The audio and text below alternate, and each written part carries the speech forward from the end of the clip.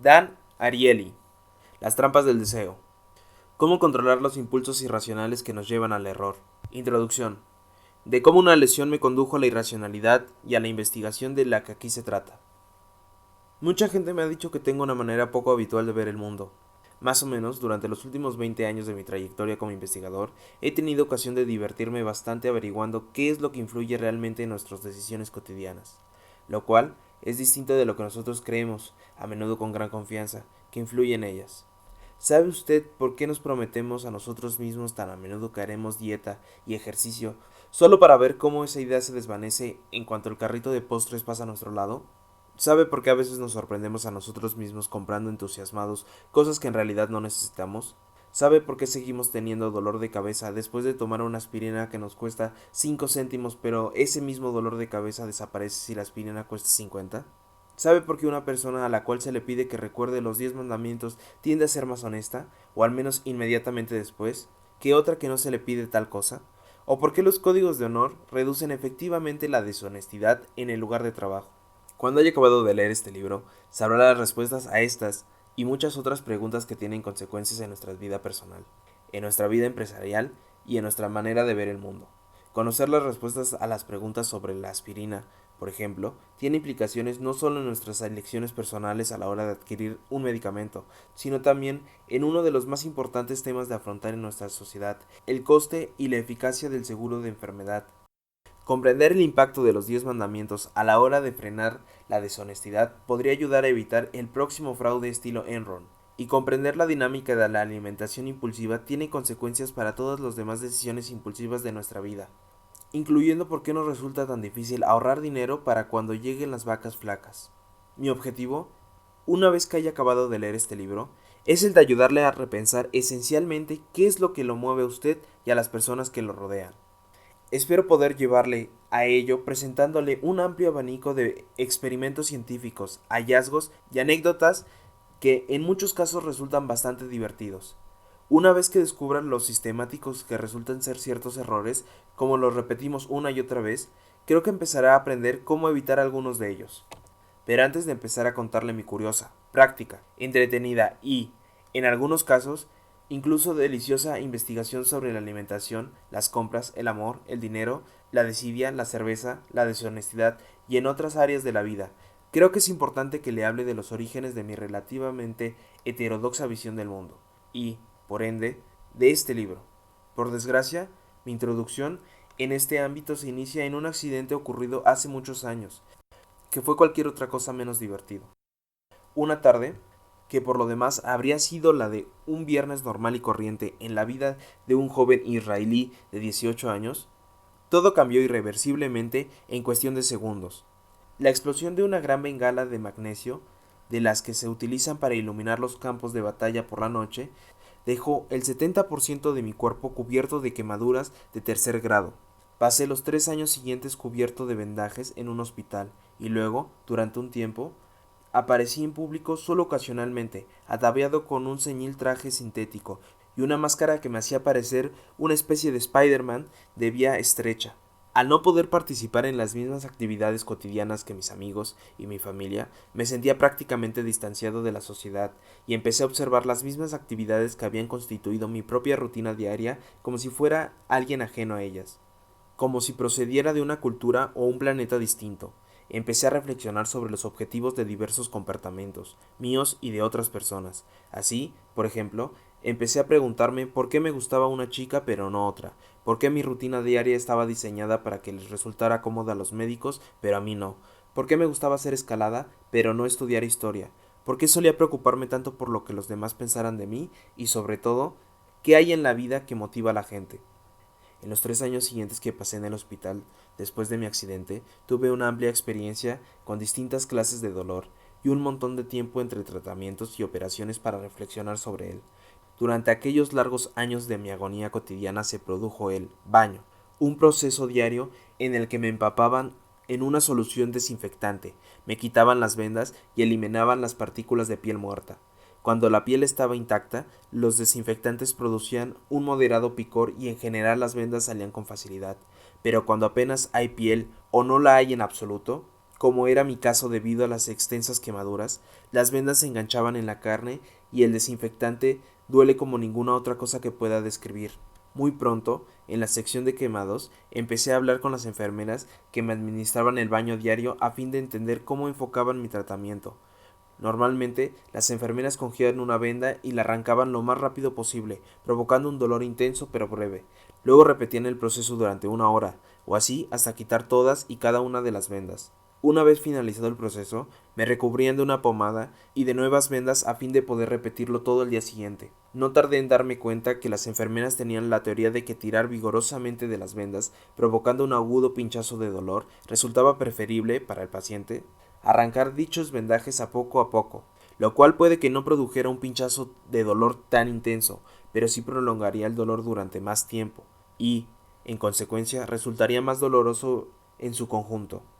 Las enfermeras habían llegado asimismo a la conclusión de que no había diferencia alguna entre estos dos posibles métodos. Empezar por la parte dolorida del cuerpo e ir pasando luego hacia la menos dolorida, o empezar por la parte menos dolorida y avanzar después hacia las zonas donde el dolor resultaba más atroz. Como alguien que de hecho había experimentado el dolor del procedimiento de extracción de las vendas, yo no compartía sus creencias, que jamás habían sido científicamente comprobadas. Además, sus teorías no consideraban en lo más mínimo la cantidad de temor que el paciente sentía ante el tratamiento, las dificultades que abordaban las fluctuaciones del dolor a lo largo del tiempo, la incertidumbre de no saber cuándo empezará y cuándo disminuirá el dolor, o los beneficios de sentirse confortado por la posibilidad de que el dolor se reduzca con el tiempo. Sin embargo, dado lo indefenso de mi situación, apenas tenía influencia sobre nada de ello. En cuanto pude abandonar el hospital por un periodo prolongado, seguiría volviendo para ocasionales operaciones y tratamientos durante otros 5 años. Empecé a estudiar en la Universidad de Tel Aviv. Durante mi primer semestre asistí a una clase que cambiaría profundamente mi perspectiva de la investigación y determinaría en gran medida mi futuro. Era la clase de Fisiología del Cerebro, que daba el profesor Hanan Frink. Además del fascinante material que el profesor Frink nos presentó sobre el funcionamiento del cerebro, lo que más me impactó de su clase fue la actitud ante las preguntas y las teorías alternativas. Muchas veces, cuando levantaba la mano en clase o me pasaba por su despacho para sugerirle una interpretación distinta de algunos resultados que me habían presentado, él me respondía que mi teoría consistía ciertamente en una posibilidad, algo improbable, pero en una posibilidad al fin, y luego me desafiaba a que propusiera una prueba empírica que la diferenciara de la teoría convencional. Idear tales pruebas no era tarea fácil, pero la idea de que la ciencia era una empresa empírica donde todos los que intervinieran en ella, incluso un estudiante Nobel como yo mismo, podía concebir teorías alternativas como la única condición de que encontraran formas empíricas de comprobar dicha teoría, me abrió un mundo nuevo. En una de mis visitas al despacho del profesor Frink, le propuse una teoría para explicar cómo se desarrollaban ciertas fases de la epilepsia e incluso una idea sobre cómo podía comprobarse con una rata. Al profesor Frink le gustaba la idea, y durante los 3 meses siguientes estuve trabajando con unas 50 ratas, implantándoles catéteres en la médula espinal y suministrándoles diferentes sustancias a fin de aumentar o reducir sus convulsiones epilépticas. Uno de los problemas prácticos de este planteamiento era el hecho de que los movimientos de mis manos eran muy limitados a causa de mis lesiones, y como consecuencia de ello me resultaba muy difícil trabajar con las ratas. Por fortuna para mí, mi mejor amigo Ron Weisberg, ferviente vegetariano y amante de los animales, aceptó acompañarme al laboratorio varios fines de semana y ayudarme con los procedimientos, una auténtica prueba de amistad donde las haya. Al final resultó que mi teoría estaba equivocada, pero ello no disminuyó en nada mi entusiasmo. Al fin y al cabo, había podido aprender algo de mi teoría, y aunque esta era errónea, era bastante bueno saberlo con certeza. Siempre me hacía muchas preguntas acerca de cómo funcionaban las cosas y de cómo actúa la gente, y mi nuevo descubrimiento, que la ciencia me proporcionaba las herramientas y la posibilidad de examinar cualquier cosa que yo consideraba interesante, me condujo al estudio del comportamiento de las personas. Provisto de estas nuevas herramientas, centré una gran parte de mis esfuerzos iniciales en comprender cómo experimentábamos el dolor. Por razones obvias, me preocupaba especialmente las situaciones tales como mi tratamiento en el baño, en las que debía infligir dolor a pacientes durante un periodo de tiempo prolongado. ¿Era posible reducir la agonía de aquel dolor en su conjunto? Durante los años siguientes, tuve la oportunidad de realizar toda una serie de experimentos en el laboratorio conmigo mismo, con mis amigos y con varios voluntarios, utilizando el dolor físico inducido por el agua caliente, el agua fría, la presión y los sonidos fuertes, incluso el dolor psíquico derivado de perder dinero en la bolsa. En busca de respuestas. Cuando hube terminado, me di cuenta de que las enfermeras de la sesión de quemados eran las personas más amables y generosas, bueno, salvo una excepción, con un montón de experiencia a la hora de empapar y quitar vendajes, pero que no por ello su teoría sobre lo que podía o no minimizar el dolor de sus pacientes resultaba correcta. ¿Cómo podían estar tan equivocadas?, me pregunté, considerando su vasta experiencia. Dado que conocía a aquellas enfermeras personalmente, yo sabía que su forma de actuar no se debía a la malicia, la estupidez o la negligencia. Lejos de ello, muy probablemente eran víctimas de una serie de prejuicios inherentes a su percepción del dolor de los pacientes. Unos prejuicios que aparentemente no se habían visto alterados ni siquiera por su vasta experiencia. Por tales razones, me sentí especialmente emocionado cuando, una mañana, volví a la sección de quemados y presenté mis resultados con la esperanza de influir en los procedimientos de la eliminación de vendajes empleados con otros pacientes. Tal como les expliqué a las enfermeras y a los médicos, resultaba que la gente sentía menos dolor si los tratamientos, como el de quitar las vendas en el baño, se realizaba con menor intensidad y de mayor duración que si se alcanzaba el mismo objetivo empleando una mayor intensidad y una duración menor. En otras palabras, yo habría sufrido menos si me hubieran quitado las vendas poco a poco en lugar de emplear su método de tirón. Las enfermeras se mostraron sinceramente sorprendidas por mis conclusiones, pero no más de lo que me sorprendí yo al escuchar lo que dijo al respecto Etty, mi enfermera preferida. Admitía que su idea era errónea y que debía modificar sus métodos, pero precisaba que cualquier analista del dolor infligido en el tratamiento del baño debía tener en cuenta también el sufrimiento psíquico que experimentaban las enfermeras al oír los gritos de dolor de sus pacientes. Quitar las vendas de un tirón podía resultar más comprensible, explicaba, si esta también era la forma que tenían las enfermeras de abreviar su propio tormento, y su rostro a menudo revelaban que en efecto estaban sufriendo. Al final, no obstante, todos coincidimos en que debían modificarse el procedimiento, y de hecho, algunas de las enfermeras siguieron mis recomendaciones. Por lo que yo sé, dichas recomendaciones jamás llegaron a modificar el procedimiento de eliminación de vendajes a mayor escala, pero el episodio dejó una impresión esencial en mí. Si las enfermeras, con toda su experiencia, malinterpretaban de ese modo lo que constituía la realidad para los pacientes de los que tanto cuidaban, quizás otras personas malinterpretaban de modo parecido las consecuencias de sus comportamientos y, por esas razones, tomaban las decisiones erróneas. Decidí entonces ampliar mi campo de investigación, pasando del dolor al estudio de los casos en los que las personas cometen errores repetidamente sin ser capaces de aprender demasiado de su propia experiencia. Ese viaje a través de las diversas formas en las que todos nosotros somos irracionales constituye, pues, el asunto del que se trata este libro. La disciplina que me permite abordar el tema se denomina economía conductual. La economía conductual es un campo relativamente nuevo, que se basa en los elementos tanto de la psicología como en la economía, y que me ha llevado a estudiar de todo, desde nuestras renuencias a ahorrar para la jubilación hasta nuestra incapacidad de pensar con claridad durante los periodos de excitación sexual. Sin embargo, no es únicamente el comportamiento de lo que he tratado de entender, sino también de los procesos de toma de decisiones que subyacen a dicho comportamiento, los suyos, los míos y los de todo el mundo. Pero antes de seguir, permítame que trate de explicar brevemente de qué trata la economía conductual y en qué se diferencia de la economía estándar. Empecemos con un poquito de Shakespeare. Qué obra admirable es el hombre, qué noble su razón, qué infinito en capacidad, qué exacto y admirable en forma y en movimiento, que se asemeja a un ángel en su acción, qué parecido a un dios en su comprensión. Es la belleza del mundo, el ideal de los animales. Hamlet, acto segundo, escena 2. La visión predominante de la naturaleza humana, que en gran medida comparten los economistas, los políticos y el hombre de la calle, es precisamente la reflejada en esta cita. Obviamente, esta visión resulta en gran parte correcta. Nuestras mentes y nuestros cuerpos son capaces de acciones asombrosas. Podemos ver caer una pelota desde cierta distancia y calcular al instante su trayectoria e impacto, y a continuación mover nuestro cuerpo y nuestras manos para atraparla. Podemos aprender nuevas lenguas con facilidad, especialmente de niños. Podemos dominar el ajedrez, podemos reconocer miles de rostros sin confundirlos, podemos hacer música, literatura, tecnología, arte y la lista continúa. Shakespeare no fue el único que supuso apreciar la mente humana. De hecho, todos pensamos en nosotros mismos en términos parecidos a la descripción del dramaturgo. Si bien somos conscientes de que nuestros vecinos, cónyuges y jefes no siempre están a la altura de esta pauta. En el ámbito de la ciencia, tales supuestos sobre nuestras capacidades de razonamiento perfecto han pasado a la economía, donde estas ideas básicas llamadas racionalidad constituyen el fundamento de las teorías, predicciones y recomendaciones economísticas. Desde esta perspectiva, y en la medida que todos creemos en la racionalidad humana, todos somos economistas. No quiero decir con ello que todos y cada uno de nosotros podamos desarrollar intuitivamente complejos modelos de la teoría de juego o comprender la denominada axioma generalizado de la preferencia relevada o GARP por sus siglas en inglés, sino que pretendo afirmar que sostenemos las mismas creencias básicas sobre la naturaleza humana en las que se basa la economía.